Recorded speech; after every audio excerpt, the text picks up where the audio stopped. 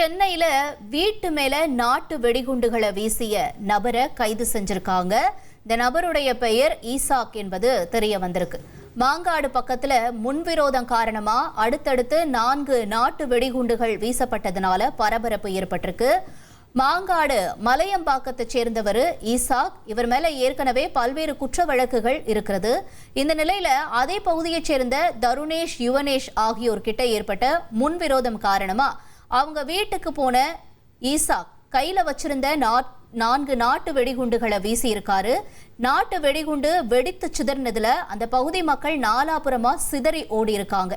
வெடிகுண்டு வீசினதுனால அங்க பாதிக்கப்பட்ட பகுதிகளை நாம பார்த்துட்டு இருக்கோம் திரையில. தொடர்ந்து விவரங்களோட செய்தியாளர் சாலமன் இணைஞ்சிருக்காரு. சாலமன், என்ன நடந்தது? இந்த சம்பவம் தொடர்பான தகவல்களை விரிவா பதிவு செய்யலாம்.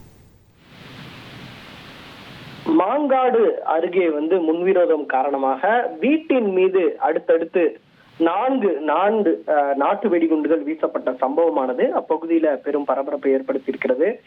குறிப்பாக மாங்காடு மலையம்பாக்கத்தை சேர்ந்த ஈசாக் என்பவர் மீது கொலை மிரட்டல், அடிதடி உள்ளிட்ட பல்வேறு குற்ற வழக்குகள் அவர் மீது நிலுவையில் இருக்கிறது. இந்த நிலையில அதே பகுதியை சேர்ந்த 2 நபர்கள், அதாவது தருணேஷ் மற்றும் யுவனேஷ் ஆகியோருடன் ஏற்கனவே இவர்களுக்குள்ள ஒரு முன்விரோதம் இருந்து வந்திருக்கிறது. மாறி மாறி இவர்களுக்குள்ள ஏற்கனவே தாக்குதல் நடத்தியதாகவும் கூறப்படுகிறது.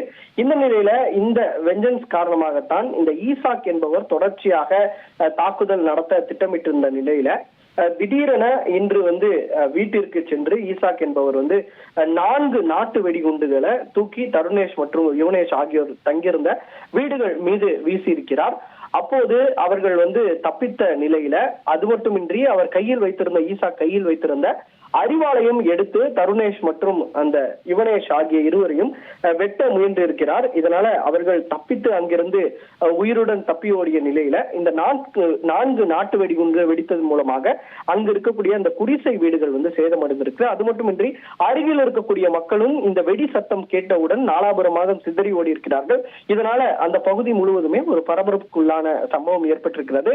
இந்த சம்பவம் தொடர்பாக மாங்காடு போலீசார் சம்பவ இடத்திற்கு தடயவியல் நிபுணர்கள் உதவிட அந்த நாட்டு வெடிகுண்டு யாரிடமிருந்து வாங்கப்பட்டது, எப்படி தயாரிக்கப்பட்டது உள்ளிட்ட பல்வேறு கோணங்கள்ல இந்த விசாரணையை மேற்கொண்டு வருகின்றனர். மேலும் அந்த நபர், அதாவது ஈசாக் என்ற நபரையும் தற்போது பிடிக்கக்கூடிய பணியில ஈடுபட்டு வரும். இதற்கு பின்புலமாக யாரேனும் செயல்பட்டிருக்கிறார்களா, என்ன மோட்டிவுக்காக இவர் இந்த நாட்டு வெடிகுண்டு வீசியிருக்கிறார் உள்ளிட்ட பல்வேறு கோணங்கள்ல போலீசார் தீவிர விசாரணை நடத்தி வருகின்றனர். தொடர்ந்து அடுத்தபடியா இந்த சம்பவத்துல பாதிக்கப்பட்ட நபர் கொடுத்திருக்கக்கூடிய தகவல்களையும் நாம பார்க்கலாம்.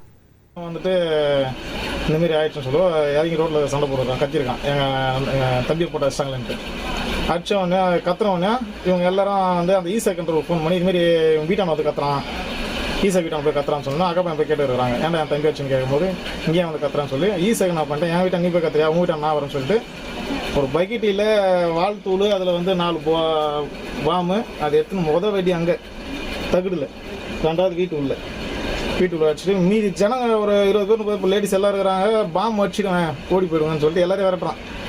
எங்கள் அண்ணன் இருந்தார் கூட, எங்கள் அக்கா பசங்க கூட 2 பேர் உள்ள பார்த்துனாங்க, கூட இருந்தப்பல அவர் தான் கதவு சாத்திட்டாரு.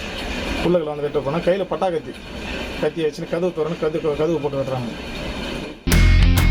இனி செல்லும் இடமெல்லாம் செய்தி. தந்தை டிவியின் வாட்ஸ்அப் சேனலை ஃபாலோ பண்ணினா செல்ல இருக்கும் இடமெல்லாம் செய்தி. இதோ QR கோட், இப்பவே ஸ்கேன் பண்ணுங்க, ஃபாலோ பண்ணுங்க.